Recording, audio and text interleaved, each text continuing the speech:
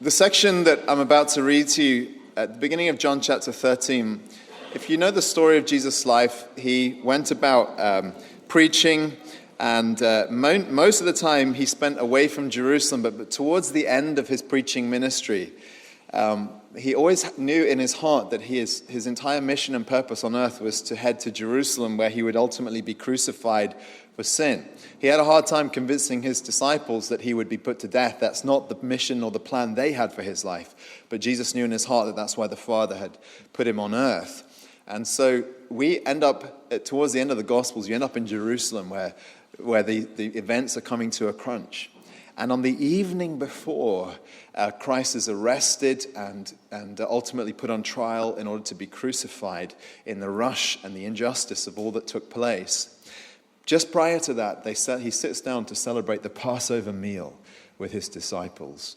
And at the beginning of the Passover meal, as he's settling in to this dinner, he engages in this ritual with them. Now, typically, as they would begin dinner, you would have a servant or a slave come and there would be foot washing that took place. And typically that was not for Gentile servants, it was for not Jewish servants, but Gentile servants. So they couldn't even be a Jew who could wash your feet because of the demeaning nature of the act itself.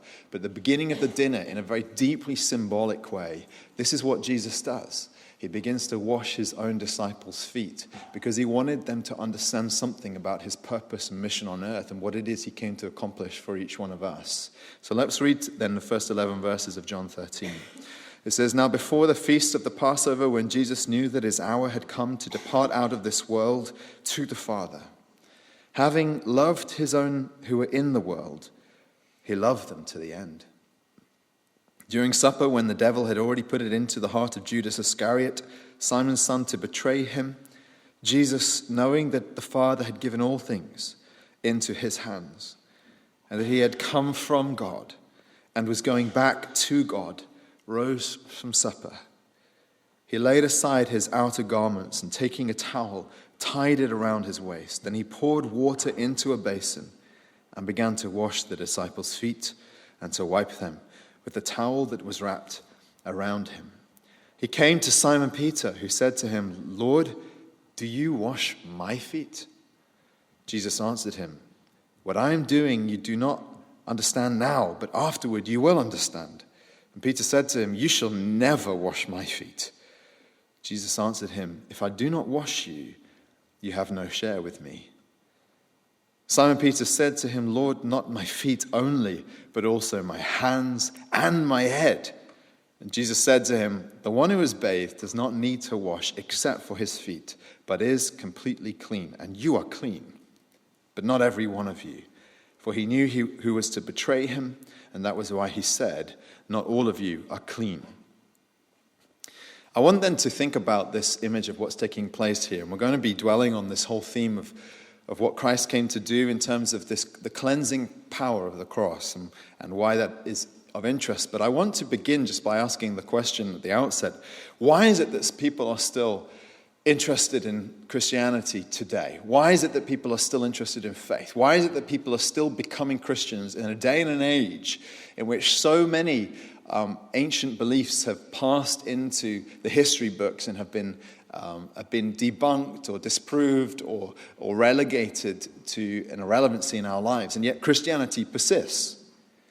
There are so many things that we no longer believe. We no longer believe that there are fairies in the garden or in the woods and in the trees and in the streams. We no longer believe that the earth is flat. I know that one's back on the up and up. Some people are trying to make the claim that actually, in fact, we are wrong, that it actually is. But let's just leave those people to one side for a second. And we no longer believe, do you know that just over 100 years or so ago, for many centuries, in fact, for millennia, people thought that sickness was caused by an imbalance in the liquids in your body. That you had 4 humors, they were called: yellow bile, black bile, blood, and phlegm. Delightful. And then when these things come out of balance, that's what made you sick, until they discovered germs, of course. And so we're very much used to this idea in the modern world, aren't we? That things that we once believed as humans, things that had some explanatory power when they were the dominant belief, when debunked, are no longer in our belief system. And yet, Christianity continues to have a potent appeal in that it is growing and growing, and people are becoming Christians and being baptized even to this day. And one of the reasons, I think, in answering the question as to why that's the case is that we know, if you're a thinking person, then you know that as much as the modern world has introduced much good into our lives, modernity does not always lead to progress. And in some ways, things that are modern are not always better. So, for example, we know that these days, because of the advances of science, we have antibiotics to pump into our animals so that they grow big and fat and healthy, and we have genetically modified food, so we can mass produce calories, but it doesn't necessarily mean that we are better fed, does it, than people who've gone before us. So modernity doesn't always equal progress. It's the same when it comes to communication. We know that you could step out of this room and be in contact with any one of the hundreds of people who you count as acquaintances or friends who are in your address book within 30 seconds from any of them. I know people don't pick up the phone these days, but theoretically you could. And yet, does that mean that we are more close, more intimate, more experience deeper community, and we feel more loved or less isolated today? And I don't think the two things necessarily go together. Modernity does not always equal progress. We know this to be true. Or one more example. You know that in your hand you have access to pretty much all the knowledge of humanity as it's been documented, which is a mind-boggling thought. Does that necessarily mean that you and I are more knowledgeable or more wise than people who've gone before us? And I think, at least I can say for myself, absolutely not. No way. So obviously, just the fact that we're living in the modern age, and particularly the scientific age, it doesn't always lead to to what follows, that things are now better, and that we have somehow surpassed the past.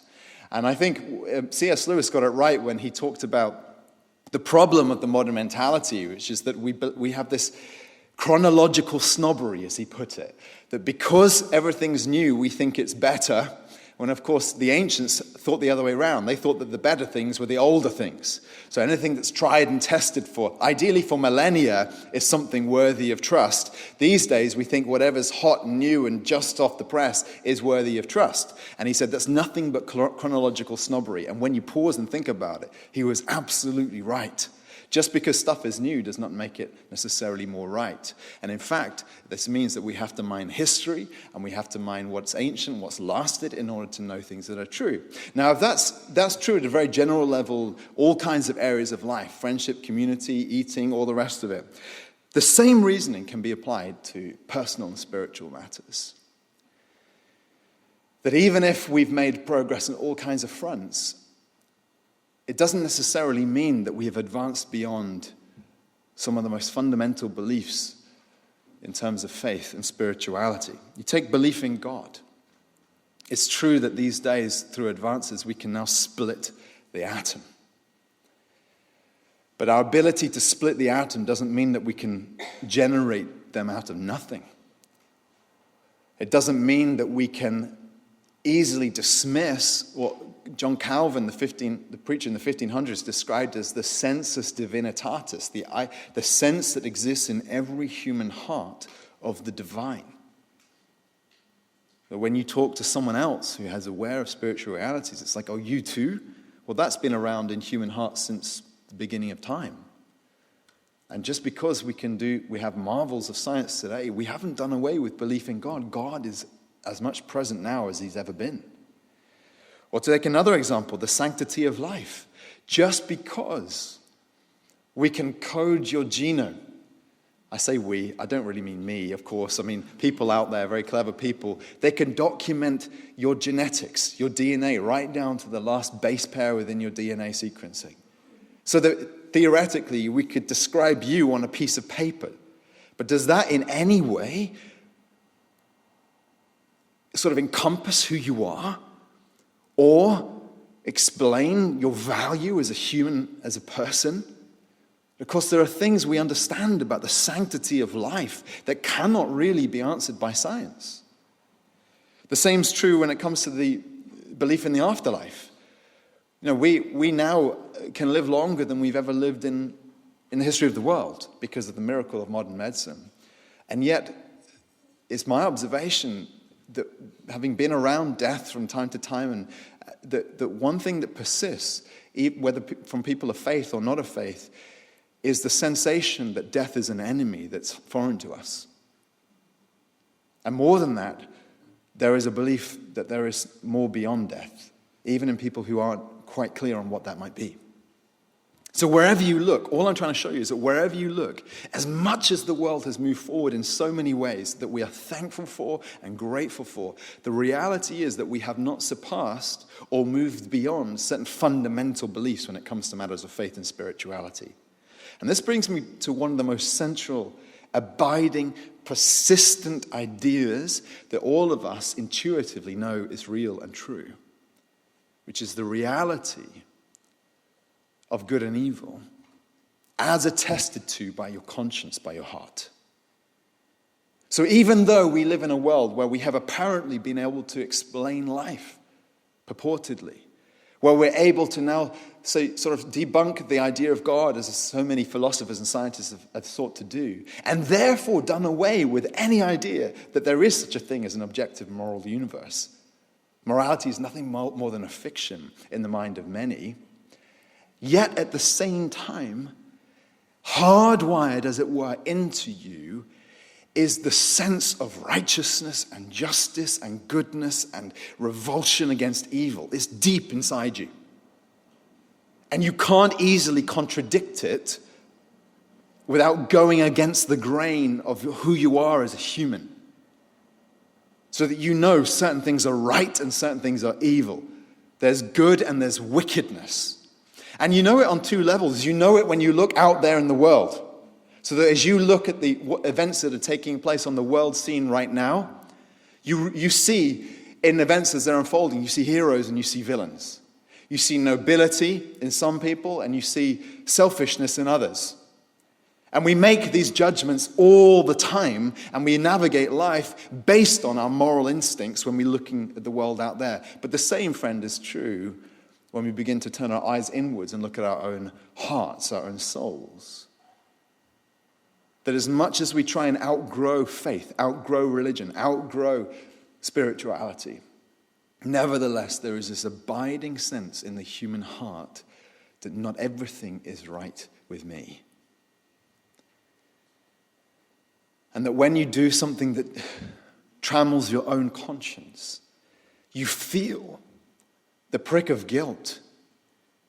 And you feel the sense in which guilt is a form of defilement or dirtiness. And this is why the teaching of Jesus on the matter of what it means to be and to feel clean is as relevant to us today as it's ever been, and will never be debunked or made irrelevant.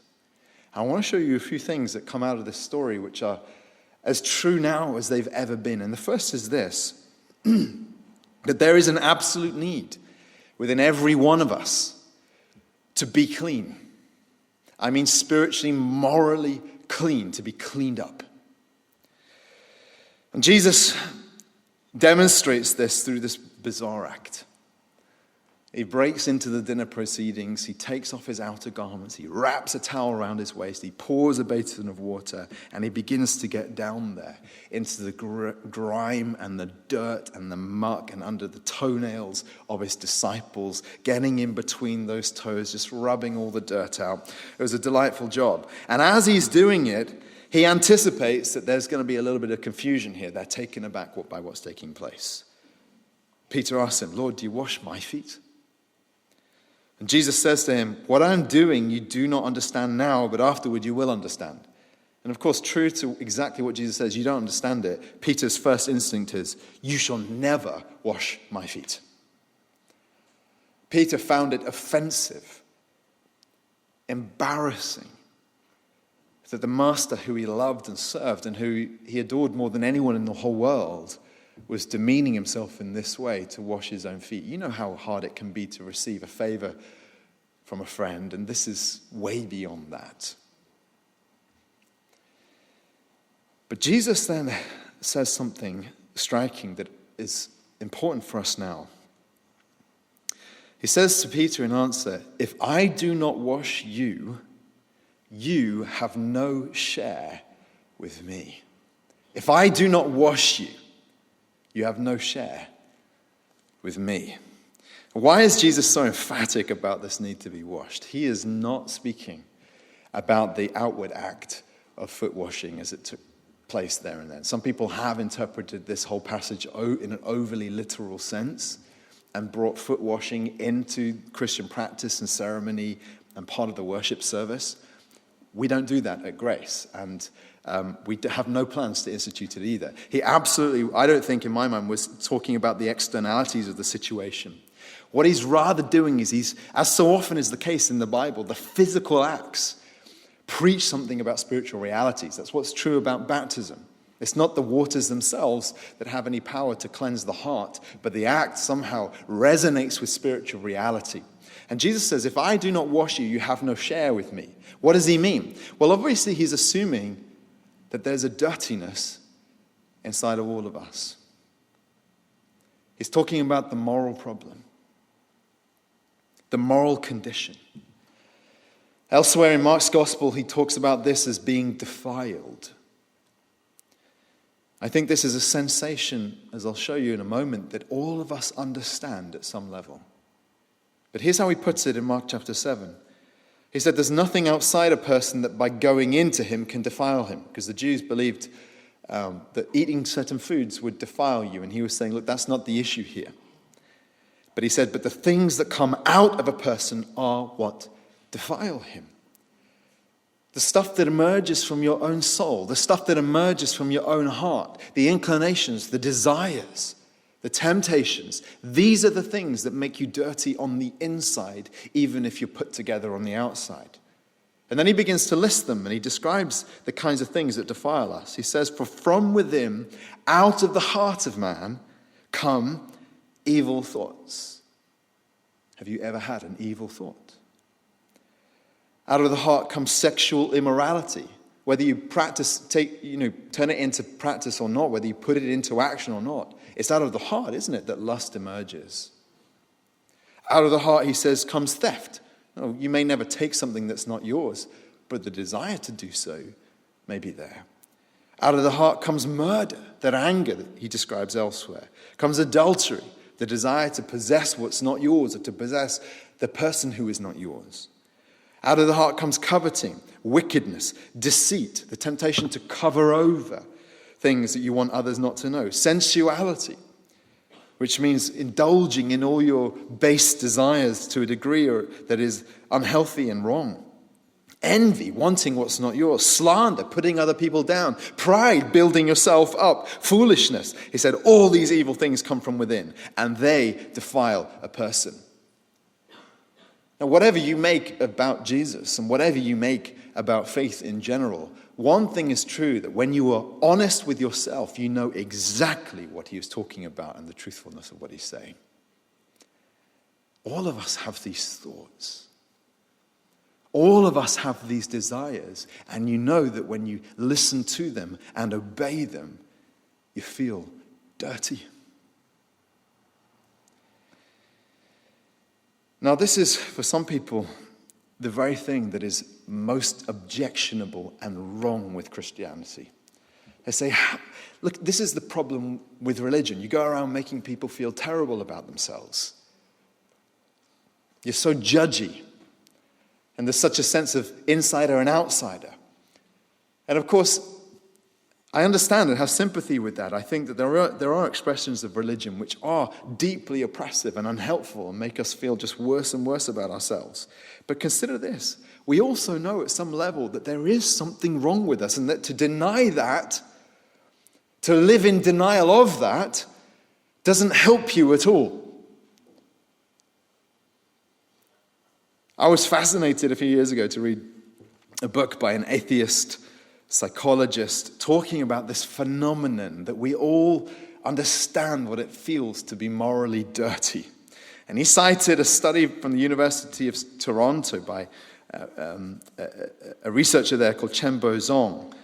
And Zong, I'll just read you what's put here. Zong had shown that subjects who are asked to wash their hands with soap before filling out questionnaires, become more moralistic about issues related to moral purity, such as pornography and drug use. Once you're clean, you want to keep dirty things far away. So you go into a kitchen, you wash your hands, and you go down, sit down and write a questionnaire without realizing that you're being observed and the two things are connected. And as you're writing answers to your questions, suddenly you find things that you know are wrong, that are dirty, that are defiling. You want to keep away from those things. You become more judgy yourself because your hands are clean.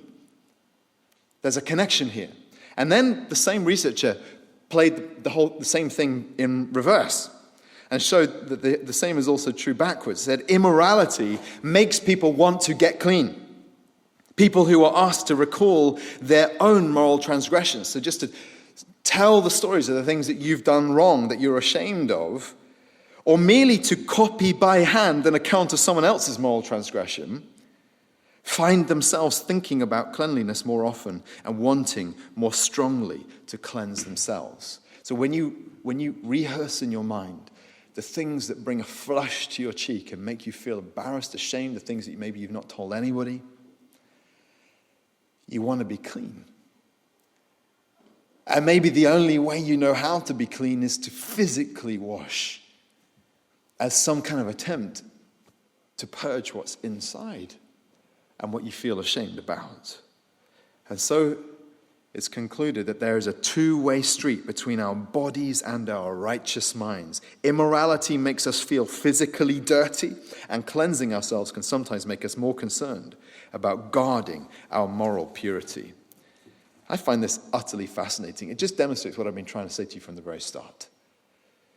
As much as we might think that we may one day outgrow some of these ideas and notions as though they were barbaric and ancient and wrong, the reality is you cannot deny what your soul attests to you to be true. That you are a moral being under the watchful eye of God, and that your deepest need, the need which trumps every other need in you, is to feel totally clean. And Jesus said to here, in this binary choice, he says, if I do not wash you, you have no share with me. In other words, you can either have your sin but not have Jesus, or you can be cleansed of your sin and you can have Jesus. And to have Jesus is to have the source of joy, the source of happiness, the source of life. It's to know the one who made you and who gave you desires that they might be filled and satisfied by him. That's the choice that he lays in front of you, and which I think you all have to reckon with. This is why Peter instantly answers him and says, Lord, not my feet only, but also my hands and my head. Peter, in his typically whiplash fashion, goes from don't wash me at all to wash everything, Lord Jesus, because he cannot bear the thought that he would not have a share with Jesus, that he would not know Jesus, that he would not relate intimately with Christ. There is an absolute need, in other words, for every one of us to be clean. Peter felt it. You know it in the deepest part of you. I've never met a person who doesn't understand or identify with that at some level in their being. This brings me to the second idea then. What is shown here is that only Jesus can cleanse you. It has to be him. And again, I know that I'm triggering tripwires and landmines in terms of what is culturally offensive to say. And this is offensive on two levels. It's offensive because it's saying it offends our pride. You say, are you really saying that I can't live a moral life without Jesus? That only he can lead me into a moral life? And it's also offensive on another level in terms of inclusiveness. We live in a day and an age in which it is wrong to have some kind of claim to exclusive truth. And therefore, instinctually, many people in our generation, if they hear someone professing, look, Jesus is God, Jesus is the Son of God, you have to believe in him, he's the only way, that instantly triggers us as something that seems intuitively wrong. No, surely everyone has access to truth, and it can't just be one way. You say, are you really saying that Christ is the only way, that he's better in some sense? But listen, it's not me that's saying this, it's Jesus. He says to Peter, if I do not wash you, you have no share with me. Jesus was time and time again making this claim to exclusivity about himself. So let me just quickly answer those objections in turn. First one, am I saying that you can't live a moral life without Jesus? No, I'm not saying that at all. I think there are many people in this world, countless people in this world, who are living lives that are on so many levels worthy of admiration. And often that has nothing to do with their faith or lack of faith. And I'm not in any way trying to suggest to you that the Christian way is the only pathway to living a moral life. That's not what I'm saying. But what I'm saying is that I think you kind of missed the point here, friend. Because the issue is not whether you can live a moral life. The issue is whether you can atone for the wrongs that you have done. Whether the wrongs that you have done can be washed away. That's what Jesus presses us on. He says, if I do not wash you. Christ wants us to change. He wants us to live godly lives. But the more pressing issue is, how do you cover over the wrongs that you have done? And he says, I have to do it for you, friend. And what about this objection about the exclusivity? Where you might say, well, listen, can it really be said that Christ's way is the only way? Am I really saying that Jesus is better? To which I would answer, yes. 1,000 times yes, Christ's way is the only way. He is better. And part of the reason why I feel so confident about this is that, even in this little story, you get clues into his nature and reality that make Jesus portrayed vividly before our eyes as a unique man and as the most precious person who's ever lived. Listen to how the chapter opened. He said, before the feast of the Passover, when Jesus knew that his hour had come to depart out of this world to the Father, having loved his own who were in the world, he loved them to the end. What is being described here is the selfless love that compelled the Lord Jesus Christ on this otherwise avoidable journey to the cross. At this point, no one had arrested him. But he knew that his hour had come to depart. He knew his hour had come to offer his life as a sacrifice for sin. And he asked the question, well, why did he go there? Why did he so willingly, voluntarily subject himself to the injustice of the cross? And the answer, John tells us, is because he loved his own to the end. And he's not just speaking about the disciples there, he's speaking about you and me. And it makes me conclude this, that there is no one in the history of the world who has loved humanity the way Jesus does, or has loved you as much as he has. His love makes him unique. There's also his nature. You look a little bit further down in verse 3. It says, Jesus, knowing that the Father had given all things into his hands. In other words, that he possessed all authority in heaven and on earth. And that he had come from God. In other words, he was divine. And that he was going back to God, to his rightful place at the Father's right hand. What we're seeing here, as occurs all the way through the gospel narratives of the eyewitness accounts of the life of Jesus, is this affirmation that Jesus was not just an ordinary person like you or I, but that he had existed even before he was born into human flesh, that he was divine. And therefore, when we are putting Christ, as it were, alongside so many other options for spiritual gurus and teachers and leaders of all kinds and stripes, the one thing which causes him to emerge above them all is the credibility and even provability of his claim that he is divine, attested by his resurrection from the dead, an event that was witnessed by hundreds of people and which gave birth to the early church. We wouldn't be here today if he were not risen from the dead. And then there's also what it says in verse 4, how it says he knew that he'd come from God, was going back to God, and then what did he do? He didn't stand up there with his scepter and rule as he could have done. It says rather he rose from supper, laid aside his outer garments, took a towel, tied it around his waist, began washing their feet. When you meet Jesus in the Gospels, you meet someone of such radiant, evident perfection and purity that all men and women who've lived before or since pale in comparison to him. We see it in his extraordinary humility and worthiness here. He's a master you want to bow down to and serve because he first has served you. Even when you weren't asking for it. This is what he's come to do, to wash your feet, to cleanse you. And so this is why, friend, I say without hesitation or embarrassment, not only that you have to be clean, but that it has to be Jesus who cleans you.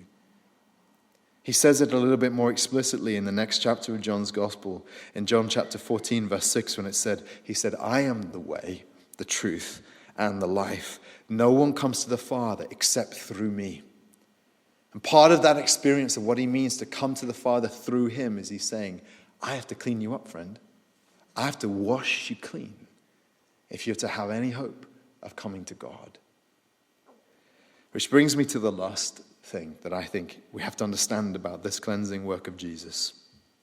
You only need to be cleansed once. When Jesus explains to Peter the necessity of being clean, he says, if I do not wash you, you have no share with me.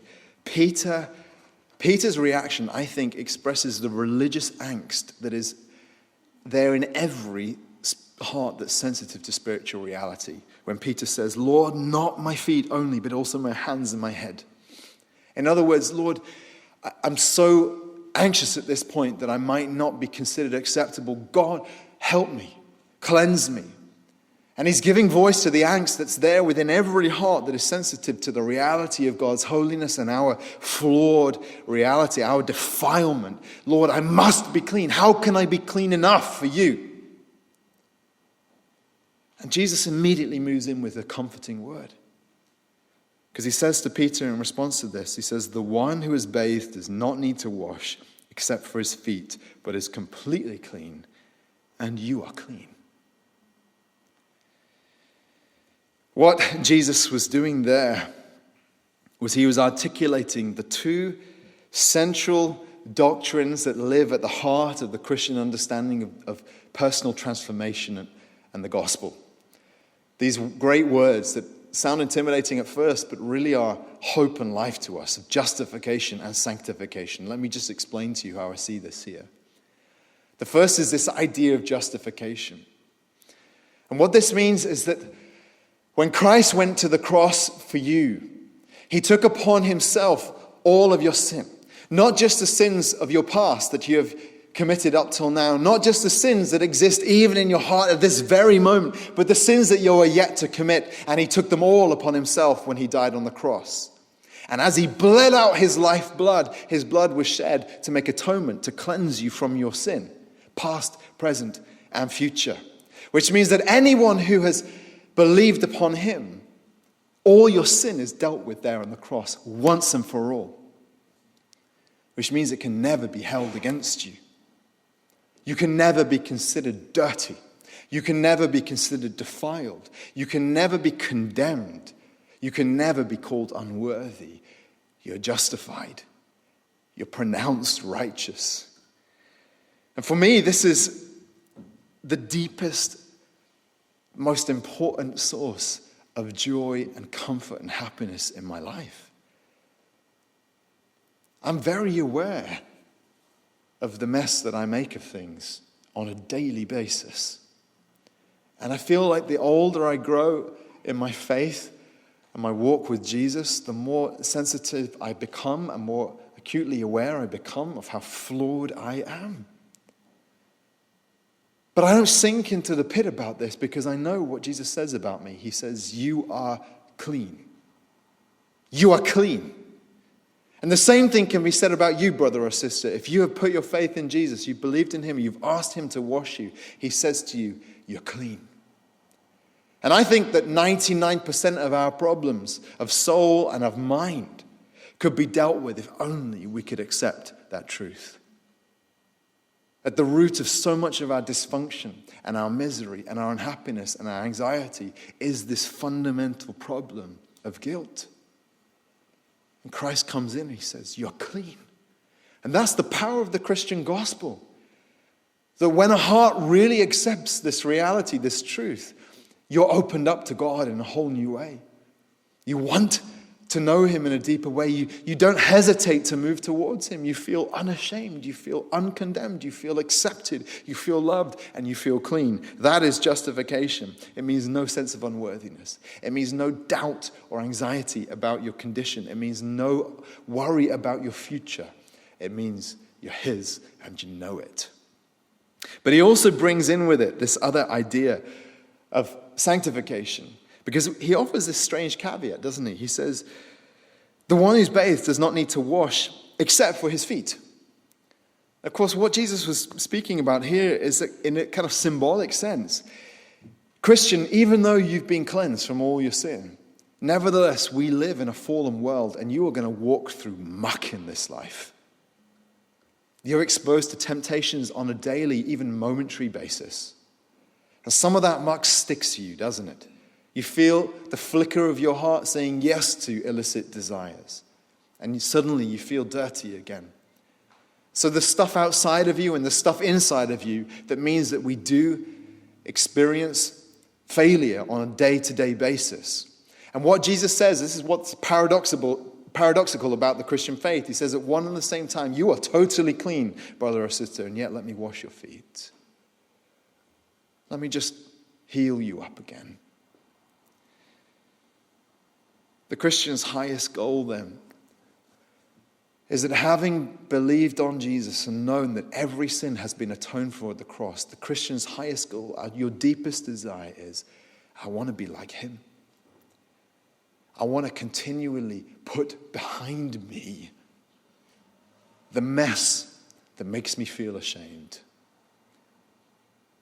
The dirtiness, the stuff that I don't want anyone to know about. I want to put it behind me. Here's how it's put by Paul in one of his letters. He says in 2 Corinthians chapter 7, since we have these promises, beloved, let us cleanse ourselves from every defilement of body and spirit, bringing holiness to completion in the fear of God.